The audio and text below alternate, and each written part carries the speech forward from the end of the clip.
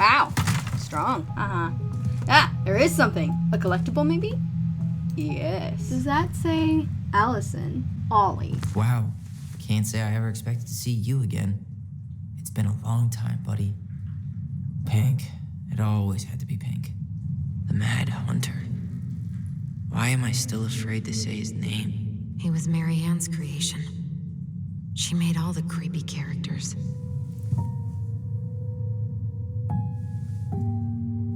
Was there a party the last time? Tyler, are you in there? So, coming in or what? Just working up to it. Maybe they call their mother by her first name now. Can I go in here? It's probably gonna be locked. Mary Ann's room. Let's not go in there until we absolutely have to. Agreed. Not a total disaster, Ronan. I tried to bury this dress in the backyard, but Mary Ann caught me. It was a pretty dress. Yeah, well, we both know pretty was never my thing. So Ollie, was that a past name of Tyler's? What was she hoping to do with all these jars? She used to barter for our clothes with homemade jam. Wait, like to sell? To sell your own clothes? Let's check out. Oh, sparklies. A letter we wrote her. To apologize for breaking that stupid vase, remember? Bore your kids into good behavior. Great parenting strategy. Old textbooks. Tessa gave them to us, right? I always loved when she came over. She brought food and toys. You might not be quite so excited to see her now. Why do you say that? Her worldview is narrow, even by Delos Crossing standards. I don't remember these. It's probably one of Mary Ann's unfinished masterpieces. There's 2 of them. That's about as close as we can get. She took so many pictures. You can keep some of them, if you want. I like the photos of us, but I don't think I can forget that she was the one aiming the camera. She saved every drawing we ever did. There's a couple of these I might keep. I guess she was right about one thing, but you can't really blame anyone for not listening to crazy Mary Ann Ronan. Mary Ann Ronan, she is the mother. We'd use our voice so we didn't wake her up. And then we'd be up all night telling stories and watching the fire die. And Mary Ann was none the wiser. Oh, gotcha. Mom? About me joining the hockey team? Mom! Sorry, what? Not now. Maybe next year. But you promised! Keep whining, and my next year will become never. Can you cut my hair? Your hair is fine. But I want to cut it short. Really short. What? Look, I'm tired, and I'm busy. Let's talk about this later. You always say that. Oof. Mary Ann said no to everything. Made me so... She was always on edge those last few months. Yeah, and completely deaf to everything I was telling her I needed. She pretty much always said no to me, too. True, but it felt personal with me.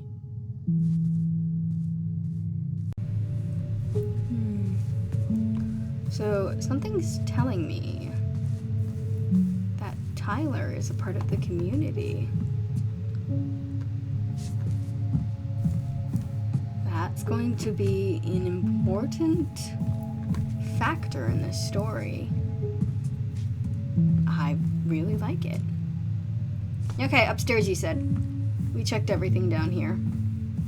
Can we go in here yet? Mary Ann's room. Upstairs it is. Where's upstairs? Is it here? Is it this way? No! Wait, oh, there it is. Ooh, I like the keys jangling.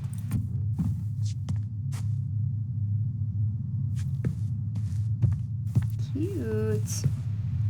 I like the style. Like, you can tell from even when they were apart, they had this really nice style. If you don't come up soon, I'm gonna take whatever I want from our bedroom. No way! Wait for me! No, this feels like home. Is this just like a hallway? Yeah, it is. Oh, cool! You had one of those houses that, looked out on the living Where'd room. you come from? Tyler, Do you copy? If we don't move fast, this whole thing is going to melt. Do you copy? Shh, copy, Allison. Gonna get this thing moving soon. Don't want the Mad Hunter to catch us. Over. The Mad Hunter. Ugh, he still gives me the creeps. I wish I could forget about him. Ooh, can't look in there. So much for my dream of being a hockey star. Marianne thought sports were too aggressive, too competitive, and too group-thinky. Group thingy. What? How did you convince me to let you put this up? It was my favorite movie. Back then. Where are you? Where'd you go? Oh, she went down the hallway. You know, if there's one thing you gotta give Marianne, it's that she let us explore our artistic side. You should have seen Eddie's face when I tried to repaint his car. Yeah, I bet Uncle Eddie didn't appreciate your artistic touch. I'd rather you called him Chief Brown if you're gonna be an ass about it.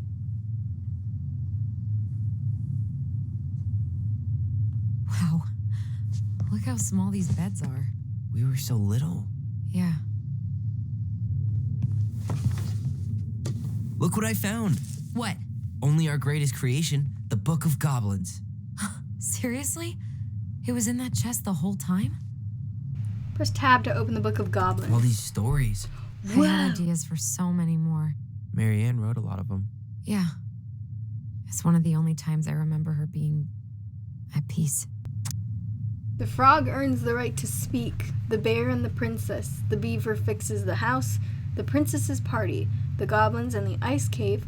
The princess and the two thieves. The princess makes new friends. The bear's big paws. Dude, I like these names. Let's see. Oh, you can actually read them. Oh. Once upon a time, in an ancient and deep forest, there lived a big frog in a small pond. She was a peaceful creature who spent most of her time eating, swimming, and sleeping. From the morning to the evening, she did everything the smaller frogs did, except she did it bigger. She ate more, she jumped farther, she was smarter, and she made much more noise. Everybody in the forest could hear her loud croaking, and everybody was happy that they could. You see, it was easy to get lost in the forest, but thanks to the frog's loud noises, you could just as easily find your way back to her pond. Maybe it would not have been the same if the big frog had kept singing during the night, but she was much too lazy an animal to stay active after dark. One day, an unknown visitor came to the forest for the first time. It was a young woman dressed in a beautiful gown. She was walking fast through the woods, as if she was running away, and she never looked back. Many eyes spied the princess pass by. But no one dared to help her, for the Mad Hunter was on her trail. This is not our business, they said, and we had better look away, for the Mad Hunter was an unyielding man who loved nothing but hunting down prey for money and glory. Nothing could escape his piercing eye for too long. So the princess walked alone without help until she was hopelessly lost in the big forest. Exhausted, she pressed on with no idea of where she was heading as the hunter drew ever closer, dogged in his pursuit. She continued this way until she heard a heavy croaking far off to her left, so clear and loud that the princess immediately made for the source of the noise. A few minutes later, she reached the big frog in the small pond, and the frog looked at her with a gentle smile. "Help me, please," said the princess. "I need a place to rest and to hide." "Ribbit," answered the frog, and the princess frowned. "Please stop making noise. The Mad Hunter's after me." "Ribbit," said the frog again, so loud that the princess had to cover her ears. The creature began to jump every which way. "What are you doing?" asked the princess. "Stop all that noise or he will find us." But the frog kept croaking and jumping around her left and right, up and down, "Ribbit, ribbit," until the princess understood the meaning of all this fuss. Cautiously, the woman climbed on the back of the big animal. And then with a leap, the frog set off away from the pond. The frog jumped so high and so far that even the hunter could not find where the princess had gone. With a few jumps, the princess was out of his piercing eye. A few jumps more and she had vanished for good. The princess closed her eyes and let her clever mount carry her wherever the creature pleased. Less than an hour later, the big frog had reached the other side of the ancient forest, near the shores of a very deep lake. There she landed without a noise in front of a big wooden house that had been abandoned. "Thank you," said the princess, covering the animal's snout with kisses. "I only wish you could speak, so I would have understood what you were trying to do sooner." As she pronounced those words, something incredible happened. The big frog was suddenly able to speak. Her first words startled the princess. "The Mad Hunter is always at my heels. Now you're safe, and I've had my revenge. You can stay in this house. It has been abandoned for a long time, and no one will look for you here." And then, without looking back, the big frog jumped back to the pond. And this is how the big frog saved the princess and how she earned the right to speak. I like it. Oh, you can read each one. Oh my goodness.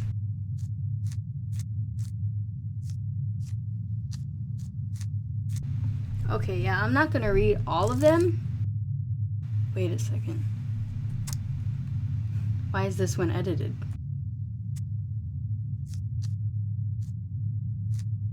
But I will read these later when I'm editing. And you guys can pause and read.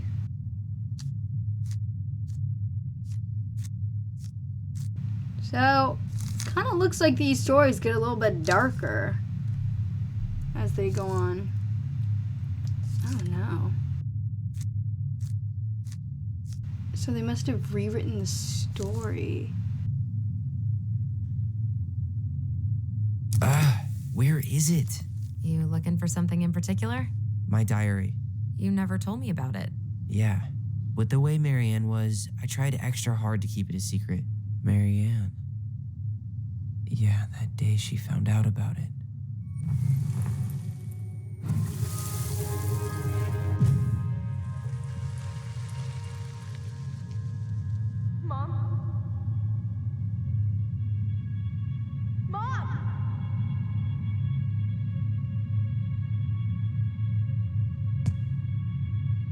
Mom, where is it? What did you do with it? What now? I can't find my diary. I know you stole it. Give it back. Sweetie, whatever I do, it's just for your benefit. You read it, didn't you?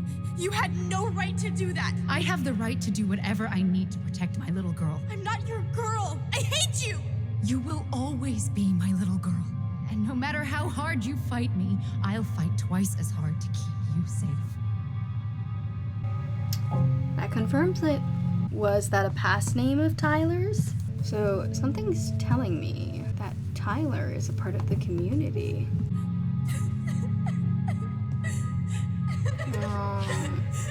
That's really unfair. Can you touch the memory? Make it more vivid?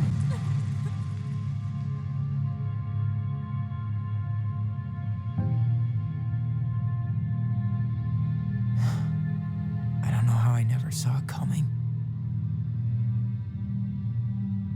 She told me right to my face.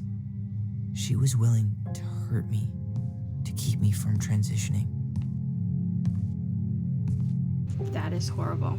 And that must really hurt to see that memory. Tyler, there is no way you could have known she'd go that far.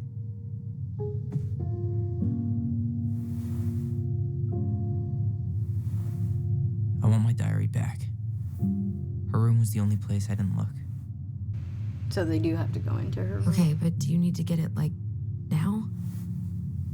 That diary was important to me, Allison. Writing down my thoughts helped me realize who I am. Well, then let's go find it. Aww. Wait, we didn't explore the rest of this room. You think her room is still locked? It always was. I'm not looking forward to going in there. I know, but we'll have to eventually, and I need it back. Ugh. Some of our old toys give me the creeps. What? That's cute. Something down here. Whenever we asked for a TV, she'd just bring home a big stack of books. I think she did us a favor with that one. You may not agree when we start digging into the HBO back catalog. We'll see. Ooh. Hey, it's another moose thing. Hey, you. I just found your twin under the house. He's seen better days. Allison. Oh, this one wasn't mine.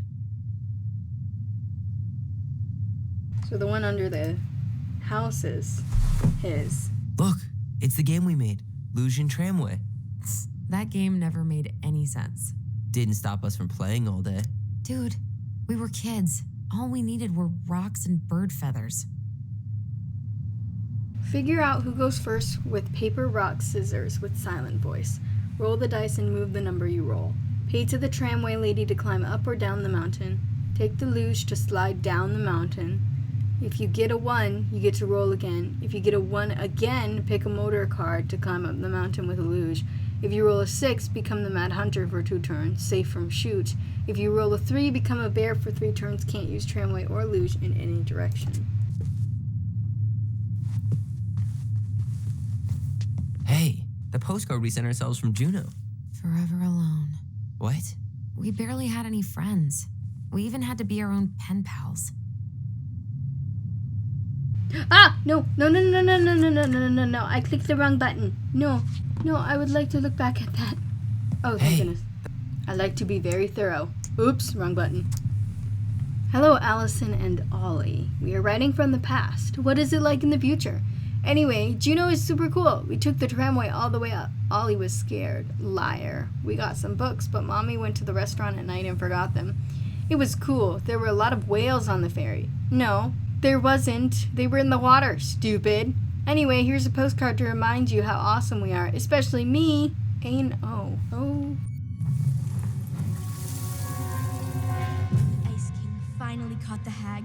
His furious voice could be heard throughout the forest. For your wickedness, you will be eternally bound to the lake. What? No way. Quiet, let me finish. You will no longer be allowed to leave. Not even under a full moon. The moon hag was imprisoned in the lake, and she never again tried to escape. And then the title. What do you think? Not bad, right? I guess that's okay. But I would have changed the end. What? No way! totally forgot about him. That's because it was dangerous to mention his name. He was too powerful. All right, Marianne's room. I want to explore the whole entire house, and then I'll be done with this set of recordings. Hold up. What? Remember this? Unfortunately. You must solve my riddle to earn the right to enter the princess's sanctum. Nothing a good hard shove won't take care of. I mean, yes, we could brute force it, but it might be kind of fun to finally solve it, right? We have different definitions of the word fun. Okay, well, if we break it, we're just gonna have to fix it for the sale. So let's at least try not to. You have the Book of Goblins? Yep. Hand it over. Oh, interesting. The creatures are on it. What are you looking for? The image on the door. It's making me think of a story from the book. One that Marianne wrote. You have a way better memory than me. Well, the Book of Goblins was my creation. And you'll never let anyone forget it. Here it is. The one about the princess's party. Oh, I didn't read that one. Give it a read. I think the symbols may represent something in the story. First ghost memories, now storybook puzzles. What a weird day. What a weird childhood. Touché.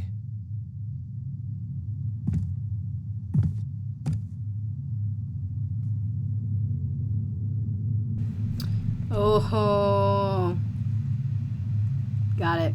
So she said the princess's party, which was at the beginning. Okay, I'll read this and then I will get back to you guys.